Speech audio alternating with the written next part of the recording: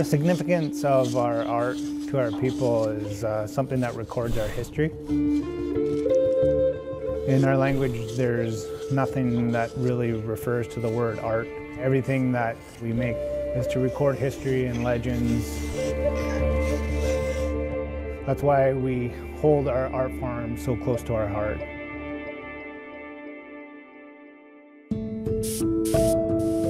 The story that's been generating some steam in Vancouver started with Braden Holtby, a new Canucks goaltender, unveiling his mask. So Braden, when did you decide that you wanted to have an Indigenous themed mask? I was pretty soon after signing here. I kind of just thought, pay homage to the area and the local culture. That's something that I think is pretty unanimous with the Northwest is, the strong Indigenous roots. A goalie mask is one of those rare things that you get to show the great things about a city and about where you play.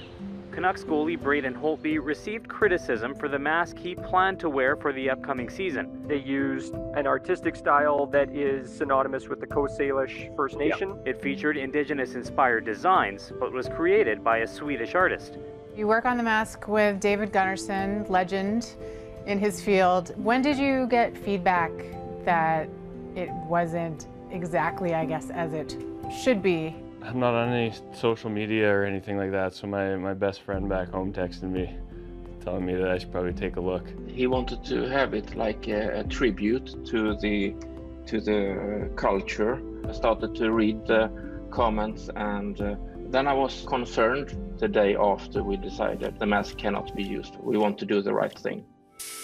So how did you actually become involved in the creation of the current mask? The perception that I got was that Braden Holtby wanted to represent First Nations people. The way that it turned and everything, it just wasn't done properly, and I felt bad for the whole situation, so that's when I offered my services to do something true to the Coast Salish style and art form. And I thought it would be really fun just to turn the narrative around, and let's use this as a learning experience for everybody. We got in touch with Luke, and he's been absolutely outstanding. It's one of those situations where we learned a lot, both Dave and myself. Luke said from the start that he wanted to do something positive about this situation that was negative. We came up with this idea that I do the middle of the mask, and then I left the sides to his art. He could paint whatever he wanted to create his story. So the story that we ended up using for the mask was the killer whale and wolf story. And it was a story that I heard as a kid growing up. We believe that the killer whales and the wolves are the same. They just transform back and forth to hunt the land and the ocean. They travel in packs as a family. We felt that that would be suitable for the mask. He went through in great detail the legend of the wolf and the orca. It means something to him and his family, and I think the end result was not only a great piece of art, but I think a good lesson for not only us, but society in general.